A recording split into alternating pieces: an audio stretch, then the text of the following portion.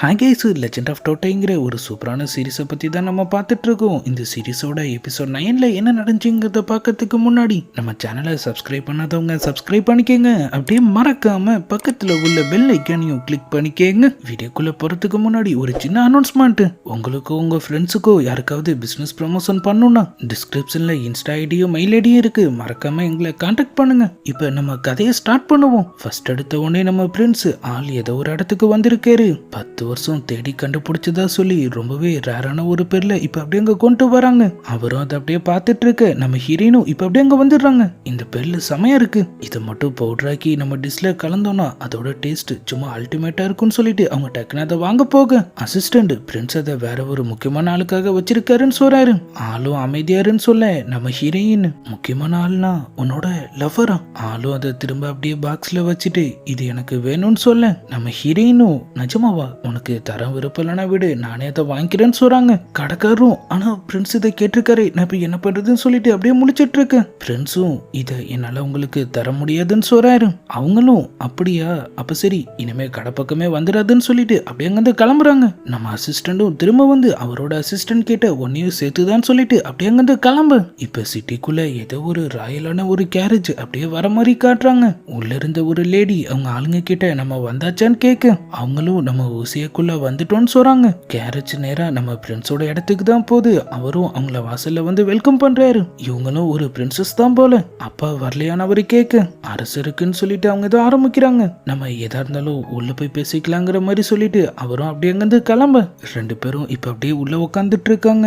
அப்பா அவரோட பர்த்டே ஃபங்க்ஷனுக்கு ஊசியா வரதா தானே இன்ஃபார்ம் பண்ணியிருந்தாரு. அவங்களும் வரலான்னு தான் முடிவு பண்ணியிருந்தோம். ஆனா அரசருக்கு இந்த இடம் புதுசு, அதுவும் இல்லாம அவரு இவ்வளவு தூரம் டிராவல் பண்ணி வர்றது அவருக்கு நல்லது இல்லைன்னு அவங்க சொல்றாங்க. ஆனா இப்பயும் பிரச்சனை இல்ல, நம்ம 2 பேரும் போய் அவர் பர்த்டேக்கு அவரை விஷ் பண்ணலாங்கிற மாதிரி அவங்க சொல்ல ஆளும் அவங்களுக்காக ரெடி பண்ண ஒரு கிஃப்டை இப்ப அப்படியே அவங்க கிட்ட தராரு. அவங்களும் அதை பார்த்துட்டு லைட்டா குசியாக நீங்க எனக்கு ஒரு உதவி பண்ணுங்கிற மாதிரி அவரு சொல்றாரு. அவங்களும் எனக்கும் இப்பதான் ஞாபகம் வருது, அரசர் அவரே அவரு கைப்பட எழுதின ஒரு ஆர்டரை உங்ககிட்ட பாஸ் பண்ண சொன்னாரு. அவரும் என்னது அரசரே அவரு கைப்பட எழுதினதான்னு சொல்லிட்டு அதை அப்படியே ரிசீவ் பண்ணிக்க ரெடியாக இந்த ஃபார்மாலிட்டி எல்லாம் வேணாம், இதை அவர் பையனுக்கு எழுதின லெட்டரா தான் தர சொன்னாருன்னு சொல்லிட்டு அவங்களும் அதை அப்படியே அவர்கிட்ட தராங்க. அதுல இந்த பிரின்சஸ்க்கும் அவருக்கும் சின்ன வயசுலயே என்கேஜ்மெண்ட் பண்ணிட்டதாவும் இப்ப அவங்க ஊசியா வந்ததோட சீக்கிரமாவே அவங்க கிட்ட பேசி அவங்க மேரேஜ் டேட்டை பிக்ஸ் பண்ண சொல்லி அதுல போட்டிருக்கு.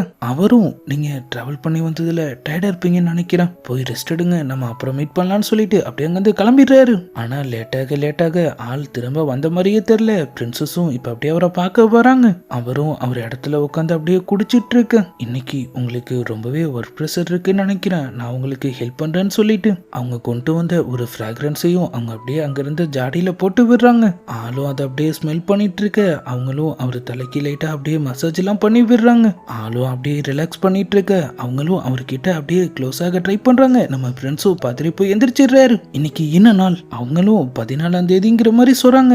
அவரும் அதை கேட்டுட்டு டக்குன்னு அவரோட பொருள் எல்லாத்தையும் எடுத்துட்டு அங்கிருந்து கிளம்ப போறாரு. இப்பவே ரொம்ப லேட் ஆயிடுச்சு, நீங்க போய் ரெஸ்ட் எடுங்கன்னு சொல்லிட்டு அவர் அப்படியே அங்கிருந்து கிளம்பு. இந்த பக்கம் நம்ம ஹீரோவை தான் காட்டுறாங்க. ஆள்ல ஒரு ஊரோட மேப்பை வச்சுட்டு ஏதோ அப்படியே பார்த்துட்டு இருக்காரு. அவனை தப்பிக்க வைக்க தானே பிளான் பண்ணிட்டு இருக்கேன்னு சொல்லிட்டு நம்ம ஹீரோயினும் இப்ப அப்படியே அங்க பாரு, உன்கிட்ட இருந்து நான் எப்படி தப்பிக்கிறதுன்னு பிளான் பண்ணிட்டு இருக்கேன். ஆனா அதுக்கு முன்னாடி நீ உன்னோட 300 காயின்ஸ் கடனை அடைக்கணும்ல, என் பைசி பெயிண்டிங்கை திரும்ப கூட கணக்க முடிச்சுக்கலான்னு அவங்க சொல்ல நம்மளும் நான் எத்தனை வாட்டி சொல்றது அது என்கிட்ட இல்லைன்னு சொல்றாரு. நம்ம ஹீரோயினும் இப்படி கேட்டா கதைக்காகாதுன்னு சொல்லிட்டு அவங்க சரூன்ஸை கூப்பிட்டு கத்த ஆரம்பிச்சிடுறாங்க. சீக்கிரமா திருடனை புடிங்கன்னு சொல்ல திருடனா எங்கன்னு சொல்லிட்டு அவங்களும் வழக்கமாறு தோசை கரண்டி எல்லாம் எடுத்துட்டு அப்படியே அங்க வராங்க. எங்க திருட, அவங்க நம்ம ஹீரோவை கை காட்ட செங்குய்யா நம்ம ரெஸ்டாரண்ட்குள்ளேயே பூந்து ஒருத்தன் திருடி இருக்கானா, அவன் கண்டிப்பா ரொம்பவே பவர்ஃபுல்லா இருக்கணும், அதுவும் இல்லாம அவன் ரொம்ப ஹைட்டா வேற இருப்பாங்கிற மாதிரி அவங்க சொல்ல நம்ம ஹீரோவும் டென்ஷன் ஆயிடுறாரு. ஏன் எங்கெல்லாம் பார்த்தா பவர்ஃபுல் மாதிரி தெரியலையா, ஒரு பொருளை கூட என்னால திருட முடியாதுன்னு நினைச்சீங்களான்னு ஆள் கேட்க ஒத்துக்கிட்டான். அப்ப இவன் தான் திருடன்னு சொல்லி அவங்க அப்படியே அவரை லாக் பண்ணிடுறாங்க. உங்க எல்லாருக்கும் என்ன தண்டா ஆச்சுன்னு சொல்லிட்டு நம்மளும் அப்படியே கதறிட்டு இருக்கு. நம்ம ஃப்ரெண்ட்ஸும் இப்ப அப்படியே அங்க வராரு. நம்ம ஹீரோயினும் தம்பியை எங்கேயோ பார்த்த மாதிரியே இருக்கு, அவருக்கு என்ன வேணும்னு கேட்டு அனுப்பி வைங்கன்னு சொல்றாங்க. ஃப்ரெண்ட்ஸும் உன்னை பார்க்காம என்னால இருக்க முடியலன்னு சொல்லிட்டு ஆள் அவங்களுக்காக கொண்டு வந்த கிஃப்டையும் அப்படியே காட்டுறாரு. அது சூப்பரான ஒரு பிளம் ஒயின். அதை பார்த்து நம்ம ஹீரோயினும் லைட்டா குசியாக நம்மளும் அது ரொம்பவே ஸ்ட்ராங்கான ஒயின், கம்மியா குடின்னு சொல்றாரு. எல்லாம் எனக்கு தெரியும்னு சொல்லிட்டு அவங்களும் அவரு கூட்டிட்டு அப்படியே மேல போக ஃப்ரெண்ட்ஸ் அவங்களுக்காக கொண்டு வந்த அந்த பெர்லையும் இப்ப அப்படியே காட்டுறாரு. நம்ம ஹீரோயினும் காலையில தர முடியாதுன்னு சொல்லி என்ன அனுப்பி விட்டுட்டு இப்போ கொண்டு வந்திருக்கீங்கன்னா அதுக்கு என்ன அர்த்தம்னு கேட்குறாங்க. அவரும் நீ கேட்டா என்னால் எதையுமே இல்லைன்னு சொல்ல முடியாது, ஆனா அந்த மார்க்கெட்ல வச்சு அதை கொடுக்க எனக்கு விருப்பம் இல்லை. இங்க இப்படி ஒயின் சாப்பிடும் போது கொடுத்தாதான் எனக்கு சாட்டிஸ்ஃபையா இருக்குங்கிற மாதிரி அவரு சொல்ல, நம்ம ஹீரோயின் இதுக்காக மட்டும் நீ இவ்வளவு தூரம் வந்திருக்க, கண்டிப்பா வாய்ப்பே இல்லை, என்ன விஷயம்னு கேக்குறாங்க. ஆளும் நம்ம ஒருத்தர் மேல இருக்கிற லவ் அவங்களுக்கு புரிய வைக்கிறதுக்காக அவங்களுக்காக எதையும் செய்யலாம்னு நினைக்கிது. சரி நீங்க நினைக்கிறீங்களா? நம்ம ஹீரோயினும் லைட்டா ஃபீல் ஆயிட்டு அப்படியே லோட்டஸ் டவரை பாக்குறாங்க. கண்டிப்பா நம்ம எல்லார் வாழ்க்கையிலயும் ஒருத்தர் இருப்பாங்க, அவங்களுக்காக நம்ம எதையும் செய்யலாம், தப்பு இல்லைன்னு சொல்றாங்க. அப்படியே அவங்க ரெண்டு பேரும் ஒருத்தரை ஒருத்தர் பார்த்துட்டு இருக்கு. நம்ம ஹீரோயின் அவரோட கன்னத்துல கைய வச்சு, நீங்க ரொம்பவே டயர்டா இருக்கிற மாதிரி இருக்கு, தேவையில்லாத விஷயத்தெல்லாம் யோசிச்சு ஸ்ட்ரெஸ் ஆகாதீங்கிற மாதிரி சொல்றாங்க. ஆளும் அப்படியே அவங்க கையை பிடிச்சிட்டு ஃபீல் பண்ணிட்டு இருக்கு. நம்ம ஹீரோயினும் அதை அப்படியே பார்த்துட்டு இருக்காங்க. உனக்கு சரக்கு ஓவர் ஆயிடுச்சுன்னு நினைக்கிறேன். அவரும் கனவான்னு சொல்லிட்டு சரி எனக்கு டயம் ஆகுதுன்னு சொல்லிட்டு அப்படியே அங்கிருந்து கிளம்ப போறாரு. டோரை ஓபன் பண்ண அடுத்த செகண்ட் நம்ம ஹீரோ வந்து பொத்துன்னு கீழே வேலை. அது உங்களுக்கு ஏதாவது வேணுமான்னு கேட்கலான்னு வந்தேன். ஃப்ரெண்ட்ஸும் அப்படியே அங்கிருந்து கிளம்ப நம்ம ஹீரோ ஏதோ சமைச்சிட்டு இருக்கிற மாதிரி காட்டுறாங்க. நம்ம ஹீரோயின் நீ செய்யறதெல்லாம் சரியே இல்லைன்னு சொல்ல, ஒயின் சாப்பிட்டு வெறும் வயித்தோட படுக்க கூடாது, அதான் நான் உனக்காக இதை பண்ணிட்டு இருக்கேன்னு அவரு சொல்றாரு. நான் சொல்றது நீ ஒட்டு கேட்டதை பத்தி, அது அவன் மேரேஜ் பண்ணிக்க போற பிரின்சஸ் அவனை பார்க்கறதுக்காக மேன்ஷன் வந்திருக்காங்க, ஆனா அவன் உன்னை பார்க்க வந்திருக்கான், அதான் அவன் மேல சந்தேகப்பட்டு நான் பார்க்க வந்தேன். அதுவும் இல்லாம அன்னைக்கு போட்ல அவரோட காட்ஸ் இறந்து போயிருந்தது, பிரின்ஸ் மர்மமான முறையில காணாம போனதுன்னு சொல்லி எல்லா விஷயத்தையும் நம்மால் இழுக்கிறாரு. இதெல்லாம் அவன் மேல உனக்கு சந்தேகத்தை ஏற்படுத்தலையா? அதெல்லாம் ஒரு சந்தேகமும் இல்ல, நீ தான் சரியில்லைன்னு அவங்க சொல்றாங்க. அதுவும் இல்லாம பிரின்ஸ் என்ன ஏமாத்த நினைச்சாலும் எனக்கு பிரச்சனை இல்லை, உண்மை தெரியும் போது நான் உன்னை ஒரே முழுங்கா முழுங்கிட்டு போயிடுவேன். நம்ம ஹீரோவும்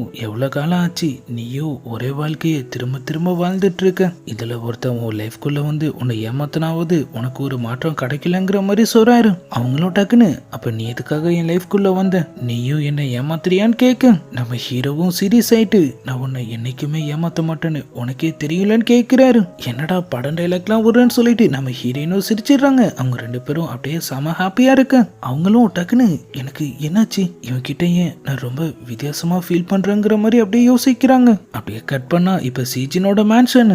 ஆள் அவரோட முன்னோர்களுக்கு அப்படியே ப்ரேயர் பண்ணிட்டு இருக்க. அவரோட அம்மாவும் இப்ப அப்படியே அங்க வராங்க. உன்னோட ஒய்ஃப் அனுமதி இல்லாம வெளியே போயிருக்கா, உன்னை இங்கிருந்து தப்பிக்க வைக்க அவ ஏதாவது பிளான் பண்றாளாங்கிற மாதிரி கேக்குறாங்க.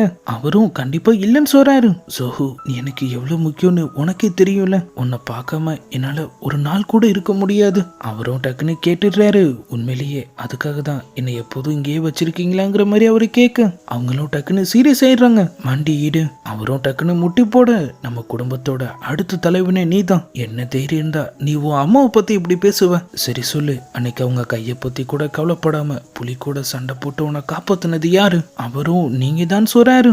நான் வாழ்றதே உனக்காக தான், என்னை விட்டு நீ என்னைக்குமே போக மாட்டீங்கன்னு அவங்க கேட்க அவரும் வர வழி இல்லாம ஆமான்னு சொல்றாரு. அப்பதான் அவரோட ஒய்ஃப் அங்க வராங்க. செங்குயிங் உங்களை பார்க்கறதுக்காக வந்திருக்காரு. நம்ம ஜோஹுவும் குசியாக்க, ஆனா அவரோட அம்மா அவரை ரூம்க்கு கூட்டிட்டு போக சொல்லிடுறாங்க. ஆனா அதே நேரத்துல வெளியே ஒரு ஜோஹு வந்து நம்ம ஹீரோவை மீட் பண்றாரு. நம்மளும் இன்னைக்கு நைட் கதவு கிட்ட போயிடு, அங்க வந்து உன்னை ஒருத்த மீட் பண்ணுவான், அடுத்து என்ன பண்ணுங்கிறது அவன் மூலியமா உனக்கு தெரிய வரும்னு சொல்ல அவங்க ரெண்டு பேரும் எதுவுமே தெரியாத மாதிரி ஆளுக்கு ஒரு பக்கமா அப்படியே கிளம்புறாங்க. அப்ப அங்க இருந்த ஒருத்தன் தெரியாதனமா அழுக்கு தண்ணியை கொண்டு வந்து அவர் மேல ஊத்தி விட்டுறான். ஆள் அப்படியே ஒரு பேப்பரா மாறிட்டு கீழே வேல. அவனும் பயத்துல கத்திட்டு ஓடிடுறான். நம்ம ஹீரோவும் அதை பார்த்துட்டு இன்னைக்கு அவனை நம்மளால காப்பாற்ற முடியாதுன்னு நினைக்கிறேன்னு சொல்ல இந்த பக்கம் நம்ம ரெண்டு சர்வன்ஸையும் தான் காட்டுறாங்க. எங்க தேடியும் செங்க நம்மளால கண்டுபிடிக்க முடியலையே, என்ன பண்றதுன்னு அவங்க கேட்க அட அவனை விடு, அவனை கண்டுபிடிக்கிறத விட வேற ஒரு முக்கியமான விஷயம் இருக்கு. சூ இதுக்காக அவரை ஃபாலோ பண்ண சொல்லணும். அவங்க அவரை நினைச்சு கவலைப்படுறாங்க. நேற்று நைட் கூட அவங்க ரெண்டு பேரும் கிச்சன்ல பேசி சிரிச்சிட்டு இருந்ததை நான் பார்த்தேன். கண்டிப்பா அவங்களுக்குள்ள ஏதோ ஓடிட்டு இருக்குங்கிற மாதிரி சொல்லி அவங்க ரெண்டு பேரும் அப்படியே சிரிச்சிட்டு இருக்க நம்ம ஹீரோயினோட சவுண்ட் அவங்களுக்கு கேக்குது. டக்குன்னு பார்த்தா அவங்க அவங்க பக்கத்துல நின்னுட்டு இருக்காங்க. இல்ல நாங்க சும்மா தான் பேசிட்டு இருந்தோம், நீங்க சும்மா பேசுனதெல்லாம் போதும், நம்ம திரும்ப ரெஸ்டாரண்ட்டுக்கு போகலான்னு சொல்ல ஆனா செங்க தேட வேணாமா? ஒன்னும் தேவையில்ல, அவன் எக்கேடு கேட்டா எனக்கு என்னன்னு சொல்லிட்டு அவங்க அப்படியே அங்கிருந்து கிளம்பு. ஆனா உள்ளுக்குள்ள நம்ம அவனை கேர் பண்றது இவங்களா கூட கண்டுபிடிக்கிற அளவுக்கு ஆயிடுச்சேன்னு சொல்லிட்டு அவங்க அப்படியே கிளம்புறாங்க. இப்ப நம்ம ஹீரோவும் திரும்ப வந்துடுறாரு. அவரு பொருள் எல்லாமே பறந்து கிடக்கு. எல்லாமே நம்ம ஹீரோயினோட வேலை தான். பைசி பெயிண்டிங் திரும்ப எனக்கு கிடைக்கிற வரைக்கும் நீ இனிமே செகண்ட் ஃப்ளோருக்கே வரக்கூடாது. கிச்சன் தான் உன்னோட வீடுங்கிற மாதிரி அவங்க சொல்லிடுறாங்க. இவ விடவே மாட்டா போலேன்னு சொல்லிட்டு நம்ம ஹீரோவும் கடுப்பாக இந்த பக்கம் சீஜின் மேன்சனை தான் இப்ப காட்டுறாங்க. சூஹு அப்படியே ஒரு குழியில போட்டுட்டு இருக்காரு. சின்குங்க இன்னைக்கு நம்மளால பார்க்க முடியாம போச்சு. இனிமே எப்ப வாய்ப்பு கிடைக்குமோன்னு சொல்லி அவர் அப்படியே யோசிச்சுட்டு இருக்க அவர் அம்மாவும் இப்ப அங்க வந்துடுறாங்க. மகனே, நான் அவ்வளவு சொல்லியும் நீ நம்ம இடத்தை விட்டு தப்பிக்க தானே பிளான் பண்ணிட்டு இருக்க. சென்குயை நீ மீட் பண்ணப்பே நான் சந்தேகப்பட்டேன். ஆனா உன் என்ன என்னைக்குமே நடக்காதுங்கிற மாதிரி அவங்க சொல்ல இந்த பக்கம் அவரு கூட இருந்த அந்த லேடியை தான் காட்டுறாங்க. ஆள் என் அம்மா என்ன ஃபாலோ பண்ற அளவுக்கு ஒன்ன ஃபாலோ பண்ணல. நீ எப்படியாவது இங்கிருந்து தப்பிச்சிடு, அதுக்கப்புறம் நானும் வந்து உன்னை மீட் பண்றேங்கிற மாதிரி சொல்லியிருப்பாரு. ஆனா அவரு ஒண்ணுமும் திரும்ப வரலன்னு சொல்லிட்டு அவங்களே இப்ப அவரை தேடி வந்துட்டு இருக்காங்க. மிஞ்சி மிஞ்சி போனா நம்ம மேடம் நம்மள 2 அடி அடிப்பாங்க, பரவாயில்ல நம்ம அதை வாங்கிக்குவோங்கிற மாதிரி அவங்க யோசிச்சுட்டு இருக்க டக்குன்னு அவங்க பின்னாடி யாரோ வர மாதிரி இருக்கு. அவங்களும் அதை பார்த்து பயத்துல அப்படியே கத்துற மாதிரி காமிச்சதோட இந்த பக்கம் நம்ம ஹீரோவை தான் காட்டுறாங்க. எப்ப என்ன பிரச்சனை நடந்தாலும் சூ காணாம போன அந்த ஸ்கிரிப்சரை தான் இழுத்துட்டு இருக்காங்க.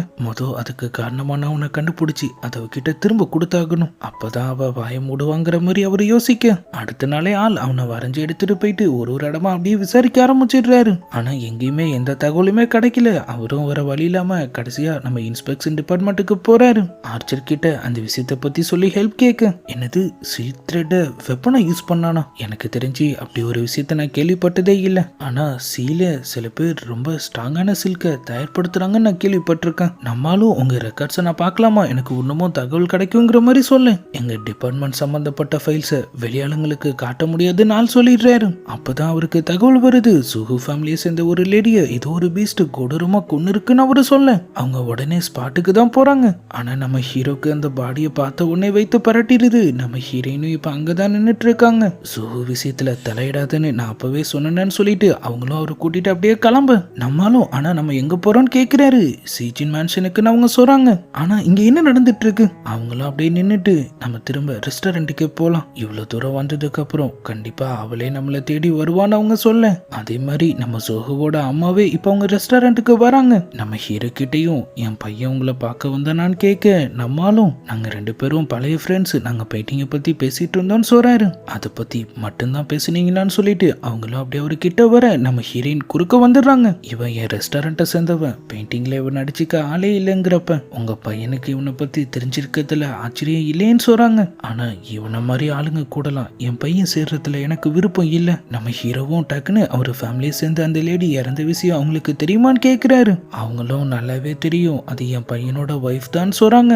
எனது உங்க பையனோட ஒய்ஃப் தெரிஞ்சோ நீங்க கொஞ்சம் கூட ஃபீல் பண்ணாம இருக்கீங்க? அவங்க அப்படியே சிரிச்சிட்டு நான் இப்ப கதறி அழுதா மட்டும் அவ திரும்ப வந்துருவாளான்னு கேக்குறாங்க. நம்ம ஹீரோயினும் அவங்களும் இப்ப தனியா மீட் பண்ணிக்கிறது தான் காட்டுறாங்க. அன்னைக்கு நான் நல்ல மூட்ல இருந்தேன், உங்களுக்கு சமைக்க கத்து கொடுத்தேன், ஆனா நான் எப்போதுமே உங்களுக்கு ஹெல்ப் பண்ணிட்டே இருப்பான்னு நினைக்காதீங்கன்னு அவங்க சொல்றாங்க. மிஸ்ஸு நீங்க இந்த வாட்டி எங்களுக்கு ஹெல்ப் பண்ணலனா எங்க சோஹு ஃபேமிலியோட நிலைமையை மோசமாயிடும்னு அவங்க சொல்றாங்க. நம்ம ஹீரோயினும் என்ன சொன்னாலும் முடியாதுன்னு சொல்லிட்டு தலையாட்ட அவங்களும் கடுப்பாயிட்டு அப்படியே அவங்களோட பீஸ்ட் ஃபார்மை வெளியே கொண்டு வராங்க. நம்ம ஹீரோயினும் ஒரு கில்லிங் ஸ்மைல போட்டுட்டு நம்ம கிட்டேவான்னு சொல்லிட்டு அப்படியே அவங்களோட பீஸ்ட் ஃபார்மை வெளியே கொண்டு வரேன். அவங்க டோட்டை ஃபார்மை பார்த்து அவங்களோட டைகர் ஃபார்ம் அப்படியே பம்புற மாதிரி காமிச்சதோட அப்படியே இது எபிசோடும் முடியுது. இந்த வீடியோ எப்படி இருந்துச்சுங்கிறத மறக்காம கமெண்ட்ல சொல்லுங்க. அப்புறம் ஸ்டார்டிங்ல சொன்ன விஷயம் தேவைப்பட்டவங்களை கான்டாக்ட் பண்ணுங்க. இதுக்கப்புறம் என்ன நடந்துச்சுங்கிறதெல்லாம் நம்ம நாளைக்கான வீடியோவை பார்த்து தெரிஞ்சுக்கலாம். அது வரைக்கும் குட் பை.